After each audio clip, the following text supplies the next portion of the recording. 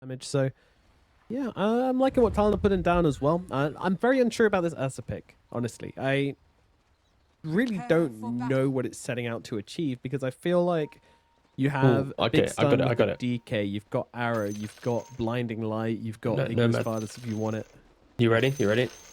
It's for like Roshan and Tempo, right? Like when you think about it, it's you have Slardar with Corrosive, so you pick a hero that can utilize the Slardar.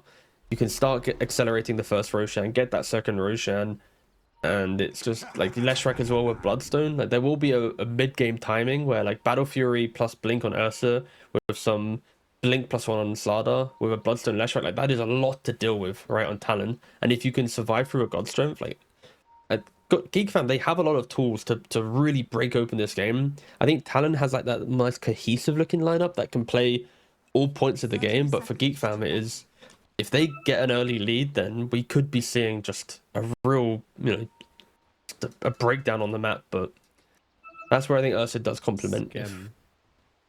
Yeah, for sure. It makes sense in that regard, but at the same time, I do worry how it'll perform in the fights. Needs to get a lot done under the cover of BKB for sure. Yeah.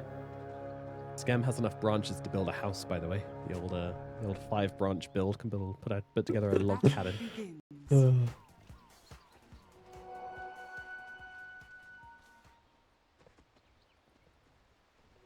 I'm interested to see how this mid lane goes. Leshrac versus Kotal. Yeah, it's a lot of spam coming out from both of them, really. I feel like Mac might get a bit of an advantage here. We shall see. Good blocks coming out from him as well. He starts with lightning, so both heroes will just be pushing out the wave. Like the thing here for Kotal is like he needs to try and get a right click on the range creep, because his level 1 Illuminate won't insta kill the range creep. So, instead he opts to just go for it anyway, and potentially just giving Lesh the deny here, so a little bit awkward. Yeah, gets it. Yeah, that's the positioning advantage as well from, the big blocks, and from just generally being a bit more of an aggressive hero. He's able to just sit on top of that range creep and get the deny, but now he'll get the next one with the Illuminate wave and might get himself out the way nice and safely. So looks like Mac's off to a good start here, but we'll see how this lane develops as time goes on. I guess that can help us look at some other lanes. We've not had a single game yet in nearly 4 series where we haven't had a pause every single time. Yeah, you ain't wrong. Which is okay, it's fine. Of course, I prefer the players to be at tip-top shape to play. I can't remember where I heard this, but I remember someone at some point when I was at an event, someone was discussing the idea that there shouldn't be pause time. Like if a player has an issue, I was like, wait, what? I can't remember who said it, but I'll remember one day who said it. But yeah, it was. Pull them out. It was a crazy idea. Like the idea was like, if the player has a problem, like like how in football, like they go to the sideline, right? They continue playing. I was like, but they don't. Wait, what? If the player says like pause, lying on the floor, then they pause the game. Yeah, it's whoever said that take. I honestly can't remember, but it was 5-second pause time only. I'm down for that. Keep it rapid. No, I know. I'm completely down with no pause time.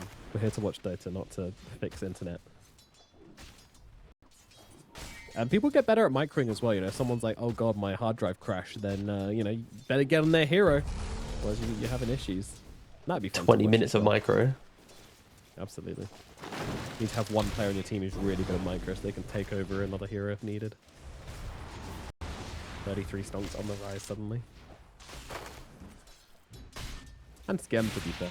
Godlike Chen player. Good. Yep. Pretty darn good. Maybe both teams trying to poke each other just a little bit. Yeah, the one lane we haven't really spoken about so far is Kashi on the Sven, laning up into this pesky slider. Always annoying. Melee versus melee for the Sven, get clonked every now and again by a bash to the deep. Especially with the Rubik helping out. Every time you want to go aggressive, you're going to get a fade bolt to the face and all of a sudden not really clicking for much. So quite a hard matchup. It's in the mid. Mac getting very aggressive on the churn here. Oh, Split Earth just about misses. Could have been a kill if it connected, but doesn't quite get there. Bottling up. Liking the fact that we're seeing both teams going for a little bit more aggression in this game right there. They're pushing the limits a bit more. Of course, again, the draft does allow them to do this, but it is refreshing to see. I'm enjoying the battles across the lane. Like, I'm trying to work out if Script's going to miss first blood, because we're seeing action in all 3 lanes, and, you know, I don't think he will. No. One of the best out there, but no pressure. No, I think he will. He's overrated as an observer. I'm just coming out to WSV. I'm the stacks off here. Skem chasing as well, but Avalanche always available from the sidelines. So still, Natsumi going to be able to claim a bit of space in the lane for himself.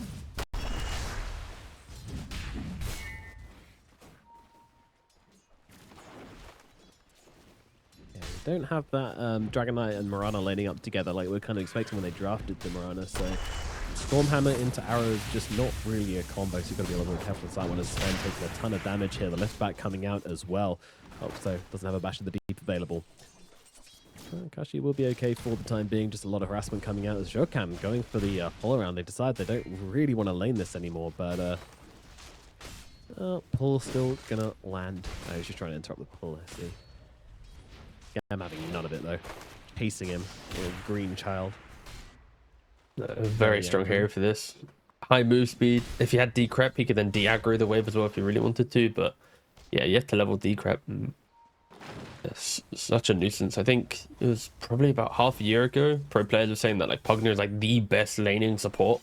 And then Techies kind of came to a little bit of power after that. But you know, Techies, Pugner, these heroes, they are so strong at doing their job because they either have high move speed, high range. They're rarely put in positions where they actually go down. Of course, this game, if he oversteps the mark, can get Avalanche tossed into then some death. As I say that, the Ripper's like throwing him in like, oh mate, go on, get a bit closer. But good old I think this type of starter always there is to mess with you, always there to humble you if you get carried away, you know. Dokkan, they've been in a bit of trouble here. Avalanche always available though. That big AoE stun, ready to hold back. The Geek fan heroes.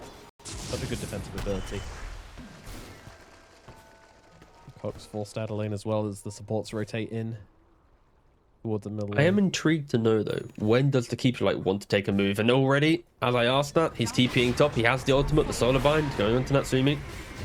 Yeah, now you know, it's Natsumi. He's trying to get the kill to Jokan before he inevitably goes down here, but it's not going to happen. The control is too good. Right clicks come out, and WS will be getting first blood on the Dragon Knight. Natsumi, Yeah, I feel like too aggressive. yeah, if you're playing against keeper light, you need to keep track on what level he is. If you allow him to hit 6 and you're right in front of a tier 1 tower, he will TP. Like the early usage of solar bind, it is too hard to deal with. Not a single hero can survive the solar bind illuminate combo with any other follow-up. And yeah, so this time he's reminded of Chuan's existence in this game, accelerating his way towards the vessel with that assistance to the kill. But first blood to DK, he'll also be pretty happy, right? Like this top lane, it hasn't been the best lane for DK. He has the lowest amount of CS out of anyone, missing the catapult CS as well. Yeah, I mean, you know, when you let this hero through the draft, you have to have a plan on how to deal with it, and Ursa seems to be that plan. So far in the lane, you know, it was pretty good until the over-aggression, and, you know, that was, of course, punished, and now all of a sudden, DK's having an alright time, and we're going to get to this hero at its full potential. Why is it tier 1 material? That's what we're going to find out, hopefully, at least in this game. I want to see this hero in full action, because it's been denied for a while. It's just been banned so much.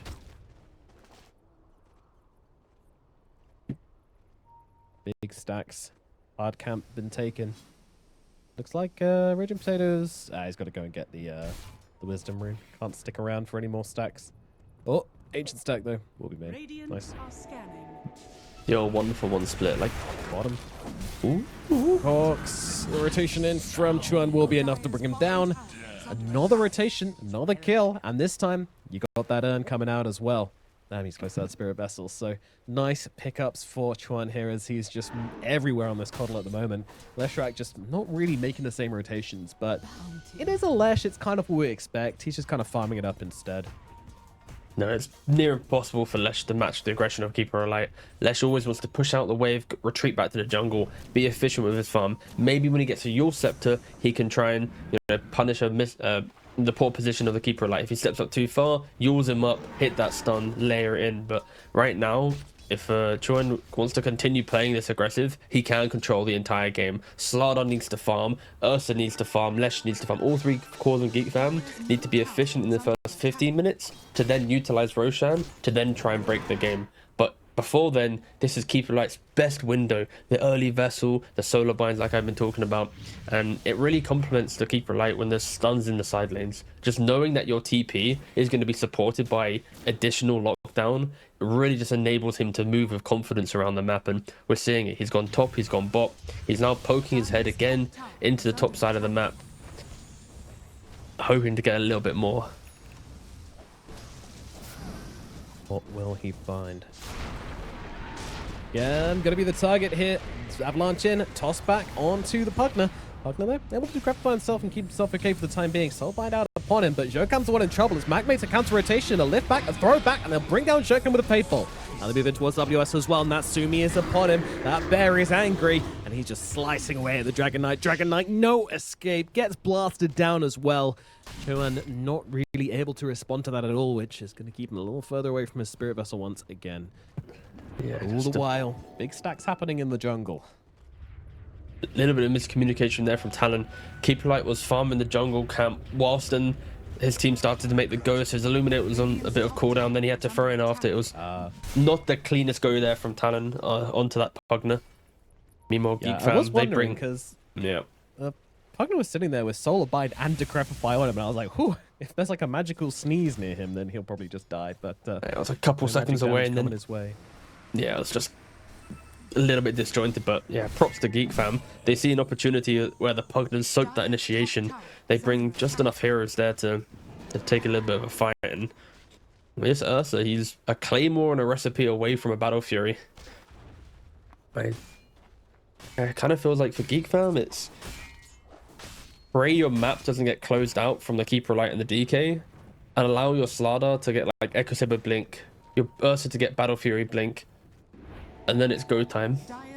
So we'll see if Talon want to try and make any crazy moves. And after that top shenanigans where they kind of just threw away a little bit of momentum, I do feel like they'll sit back as well, because they don't need to rush this game. Like, they have plenty of tools to play out late game. It's just if you're Talon, what's happening with Lesh? He's going for the ancient stacks.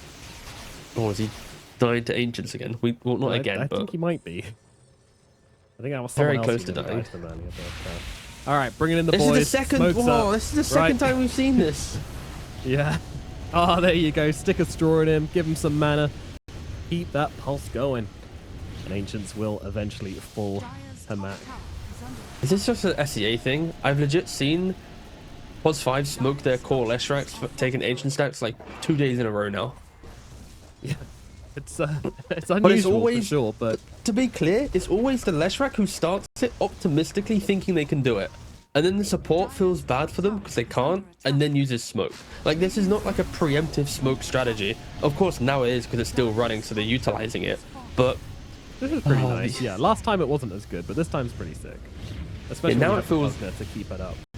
This feels, calculated. Not when he's desperately pressing it, like, don't worry, I got you. Remember the days? I think one of my favorite things in Dota was when they made Chain Frost have unlimited bounces. Oh yeah. People were just like, the Ancients didn't take any magic damage, so you just like Chain Frost the Ancients over and over again. Someone would approach them and just get like 6 Chain Frosts in their face. Instant. You start stacking it up, and yeah, so good. And it was so loud as well. So on your team, you like move your camera over there, it's like poof, poof, poof. Oh, that's so good. Where's my light? For sure, the last 20 minutes, and then you just hear it in the side of the map. Meanwhile, your Necrophos is like cliff jungling, your Prophet's on a different cliff. Yeah, these were the days. We all have one courier. Yeah, the good old days. Yep. Recro.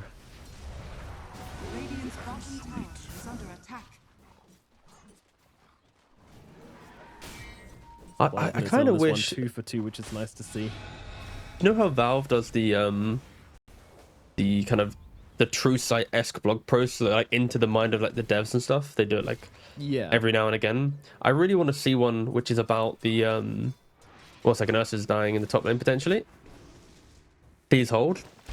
Natsumi, 1 second on the Earth Shock. Can't get off the cliff, but they think he has anyway, I think. He kind of went around the other side of the tree and they didn't see him anymore, so.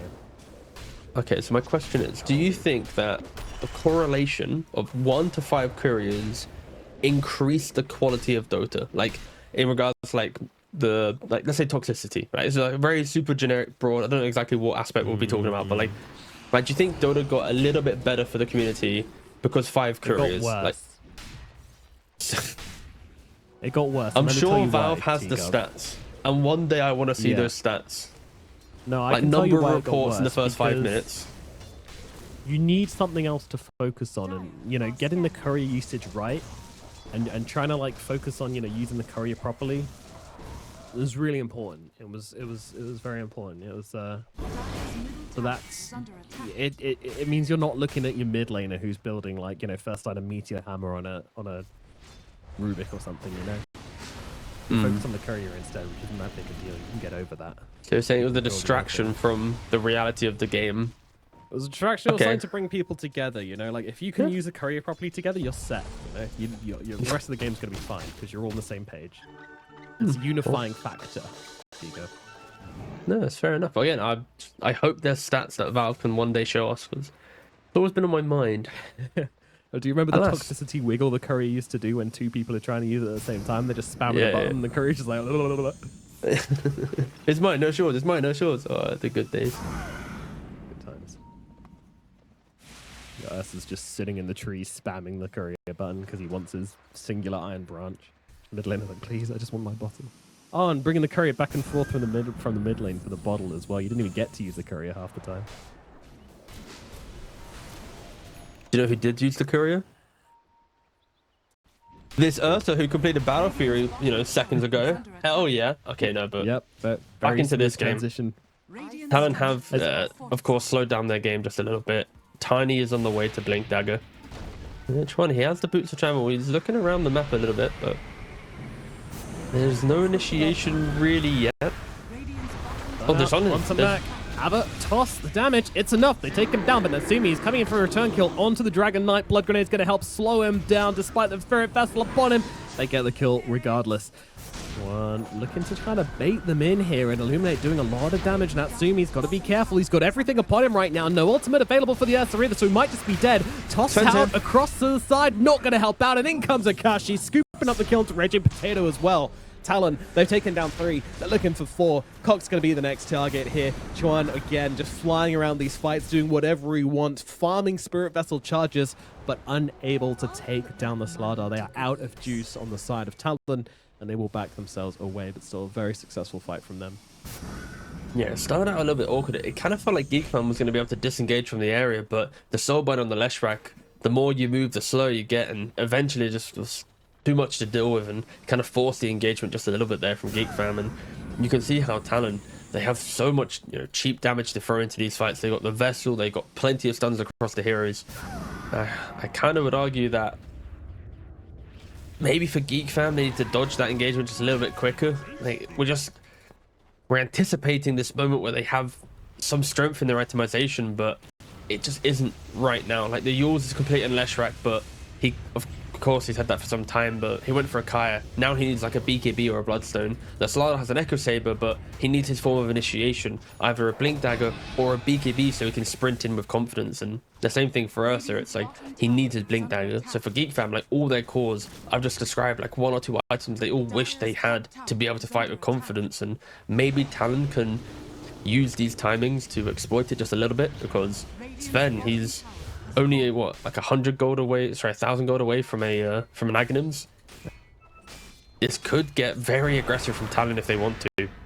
Whoa, it was just Mac just kind of running at a DK completely undefended here, and yeah, that'll happen. I mean, they just had a fight, so you know that they have ward control in this area. Not too sure what he was expecting from that one, but does just get turned around upon pretty instantly. It wasn't ready for that many heroes to be in the area, but Leshrac does go down. It feels really bad. I've analyzed like a lot of left track games.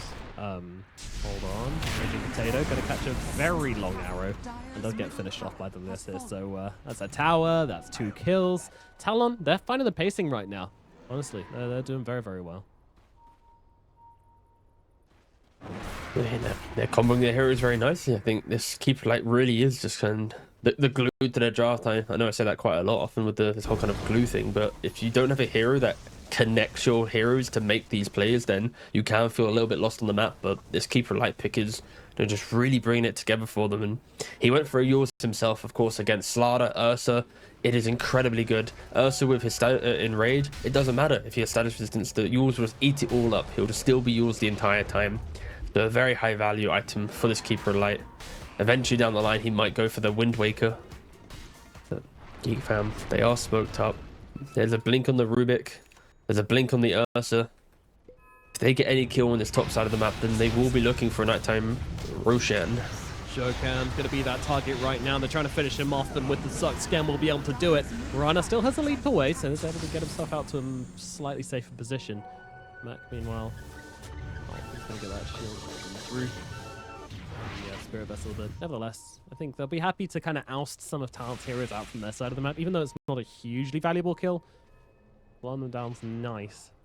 But Raging Potato being a bit aggressive here with his movements, trying to go through the area. And in comes Superman Sven flying in from the sidelines. God's strength is up, which suggests, yeah, they want Roche, for sure. But it's too late. They have a ward down, they see them.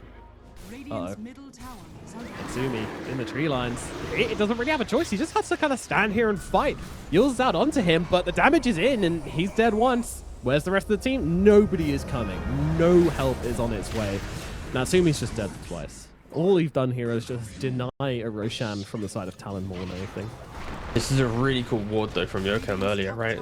It's just like this idea of above the outpost, above the dire outpost at the top of Roshan area. There you go. Like it just fades, but like having this ward available, he got it. Clutch. But it's like this ward, it doesn't scout like the initial go, but it's more the retreat from Roshan they're always going to see. And if the narrative of the game was slightly different and Ursa's farming here and just wants to go in there solo, he will take the most northern path possible, right? So I really do appreciate that ward. And right now, like there's one aggressive ward for Talon in dire jungle. And Geek fam, their vision, it's a little bit awkward, right? They got this one central mid ward, one in the bottom lane. Like there's no real defensive play here. So the prediction of the moves from Talon is going to be a little bit hard for Geek fam. Unlike the last game where they had illusions and vision and everything to their side. So it's going to be, when the inevitable siege comes, the inevitable smoke comes, Geek fam are going to have to sense it out a little bit more because, you know, the map state right now for them is not the best to deal with and the expected aggression. Like I really feel like Talon should be minutes away from wanting to ramp up the aggression, potentially waiting for the Dagon on the Kotal, but Sven is pretty happy. I mean, also you got close to BKB, so it's like you're in that balance where they can fight, but maybe there's that one more item, and they are smoking up though. 4 heroes smoked up. They want to get a big kill. They want to find Natsumi again. They stopped his Roshan life.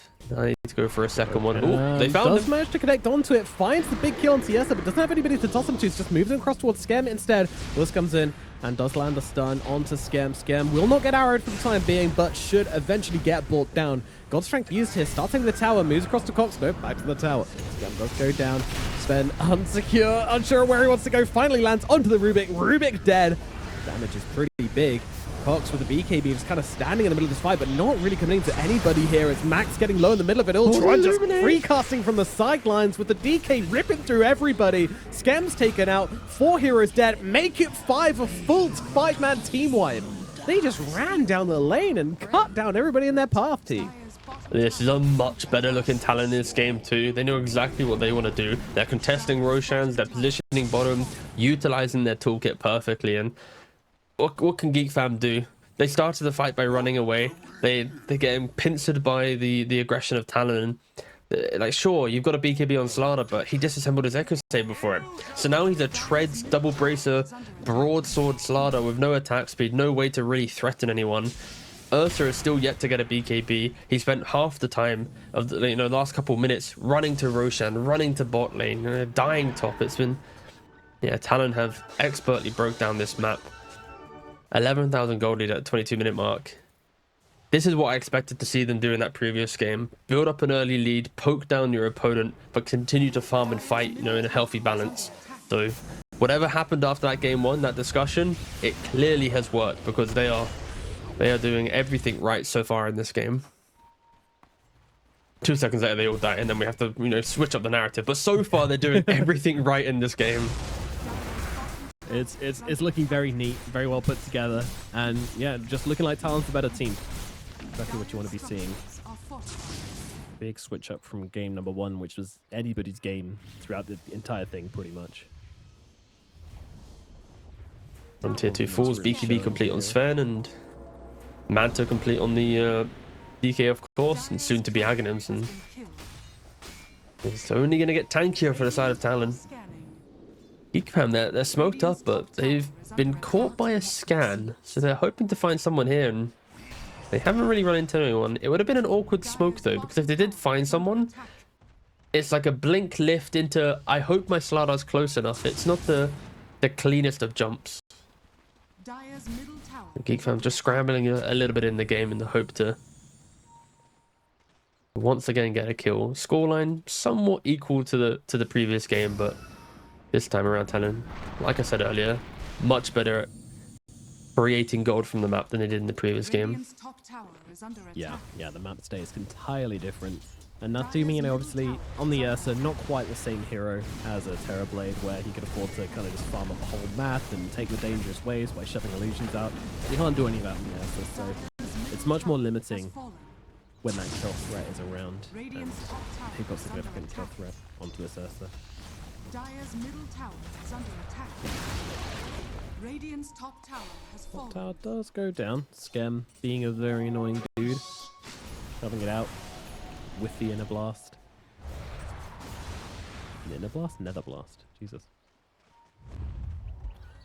Smoke up now.